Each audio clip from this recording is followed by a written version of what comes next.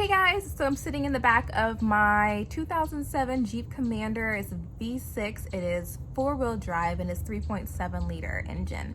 So I bought this 2 months ago and it drives really smooth. The previous owners definitely took care of it. And I bought it, 1, to tow the trailer and 2, to turn it into a camper. As you see, I've already removed the second and third row seats, and I just have a blank space back here right now. So after 2 months of driving this, I started to get some, what do you call those? Diagnosis trouble codes. Nothing that's really preventing me from driving too far, but being that I want to drive this thing across country and just, feel very confident in what I'm doing.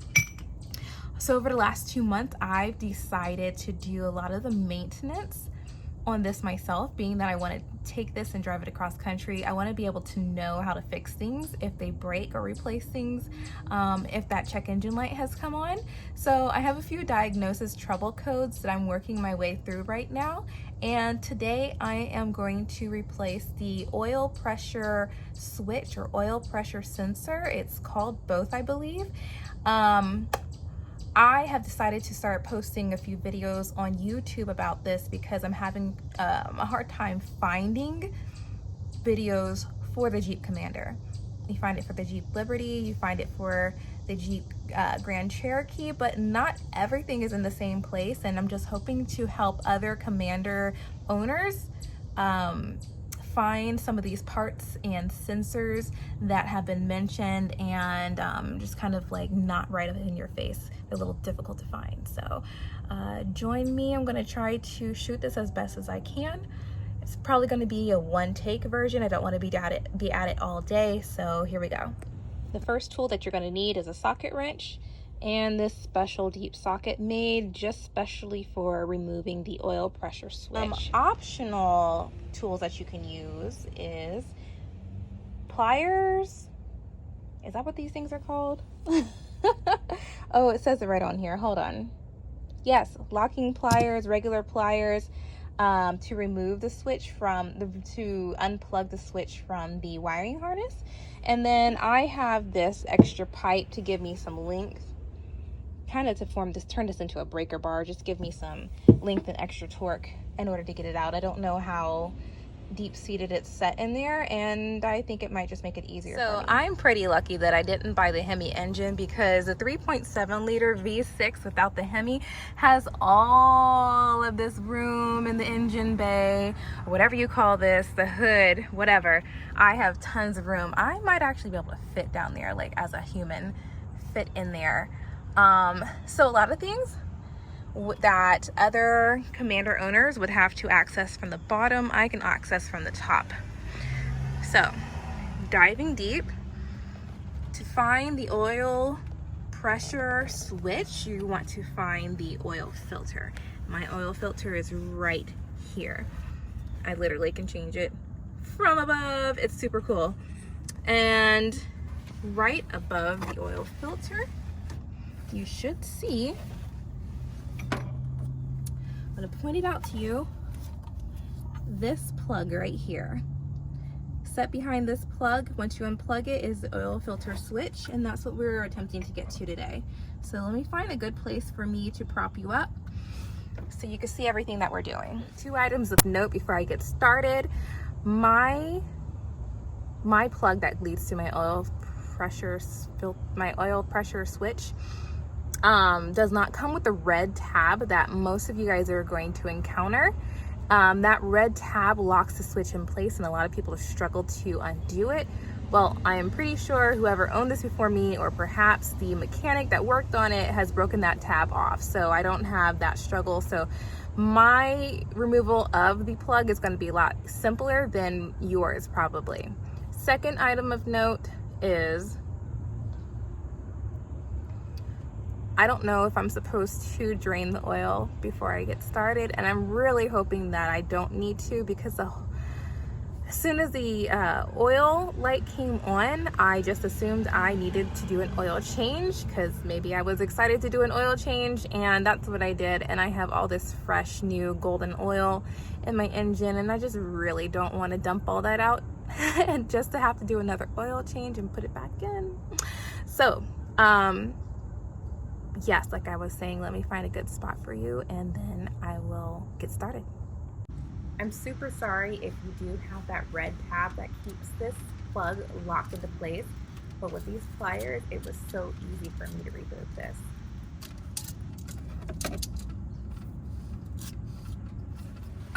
On goes the special socket, and if you'll notice, it's super long, and that's so it doesn't damage the plastic part of the sensor.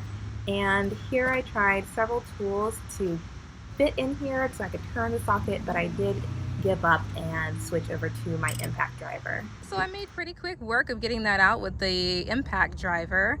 I probably would not recommend putting it back in, putting the new one in with the impact driver. I feel as though this type of work you should probably just hand tighten and then use a wrench to give it another quarter turn, and that's my plan. So here is the my old, what is this thing called again? Oil pressure switch. Here's my new one. The only thing I really see that's different is this orange stripe here. And you know, it's just newer because who knows how old this one is. Anyways, I don't know if you're supposed to put anti-seize on here, but I have this entire container of anti-seize. I'm going to put the smallest dab, just the smallest dab, because I just want to make sure that the next time this needs to be changed, it can be changed pretty easily. And that's it.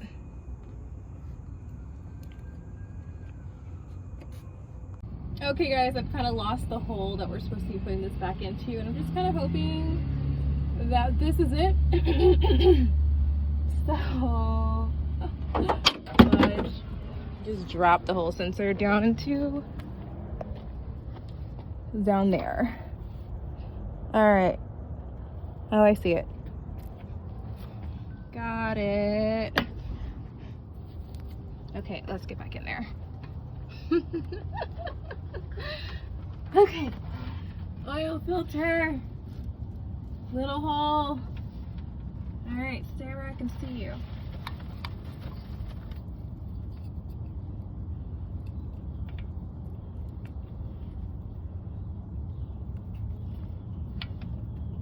I think I'm in.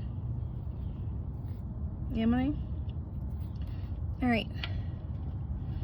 It's a little awkward, so I need to like set you guys down for a second while I take care of this.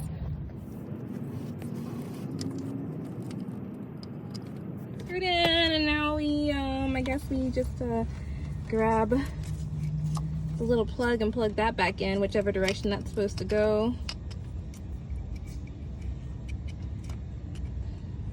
Do a little fiddling around until we figure out how to get it on, because I actually can't see with my bare eyes, so the camera is doing me a great service showing me where this plug is. Still kind of hard to see which direction I need to go to plug it in. Maybe this way? Maybe this way? I gotta put you guys down again, sorry. So I feel like the best way to test this is to definitely take the car and go for a drive and see if it clears the codes. Oh, I forgot to do something. I think you're supposed to like disconnect the negative terminal whenever you do anything with the switches and stuff. So since I haven't started anything up yet, let me just go do that real quick. You guys know how to take the negative terminal off your car. I'm very sure that I don't have to show you this part of it. I'm going to hop back in. Also, I'm not going to go for a drive tonight, but I am going to go ahead and start the car up. And I want to see like if any of the codes that were pending goes away. If nothing happens like immediately, I'll know I probably do need to go for a drive, but I also want to check and make sure like oil's not spraying from the sensor that I just installed, all of that. So be right back.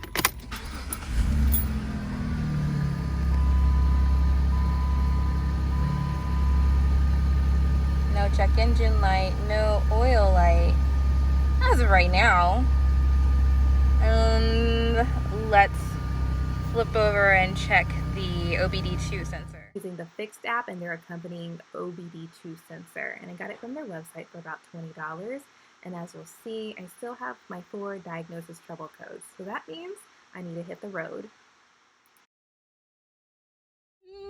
Hi, I'm back and it's the next day. I drove the Jeep to the gym. Don't worry, you didn't miss anything there. That's not usually when I have problems, guys. I look so short. I look so short, but the magnet piece on the back of my phone fell off, so I can't put you where I would normally place a video. So just bear with me as I peek above this steering wheel. I suddenly forgot what this is called all of a sudden. It's gym brain, okay? It's gym brain. All right, so yes, like I was saying, this is not where I usually have problems in that first few minutes of driving. I think that took me probably 15 minutes to get here. Now, this is where I usually would have a problem if I'm going to have it. When I'm restarting the car after a few minutes of driving. Did y'all hear that? Was that in my imagination? I heard a little something, like a little. Hopefully I already heard that in the video because I want to check. No check engine light. And when I get closer to the house, let's not go forward, let's go back. Oh, no, they're going back, okay. When I get closer to the house, I'll switch over and I'll check for diagnosis codes. Hoping with a little bit of driving, some of them disappear. I understand if this is not enough driving, it's probably like 6 miles that I've driven. I probably need a little bit more driving to get a proper reading. I don't know. I'm not a mechanic, guys. Did I tell you that yesterday? I'm not a mechanic. I would just say I'm a hobbyist. And right now my hobby is getting my overland trailer put together and getting this Jeep ready to drive it, to tow it. So, a little bit at a time. We're gonna knock one thing off our checklist at a time till I feel like this car is just ready to handle everything. Oh, finished my workout. Y'all, 2 days in a row, I've burned well over 600 calories in a workout. I don't know if my watch is just over calculating, because sometimes I feel like I work just as hard to barely get 500 calories in a workout, and 2 days in a row we're over 600. So I don't know. All right, so I'm not gonna just like talk you to death. I want to go ahead and fast forward this. I can reach my phone. And I'll see y'all at the house. Well, two of my 4 diagnosis trouble codes have cleared, which is awesome. I feel like I'm actually doing something. 2 of my trouble codes are still there, and I'm going to look into those and perhaps make another video on that. Let me know if I should.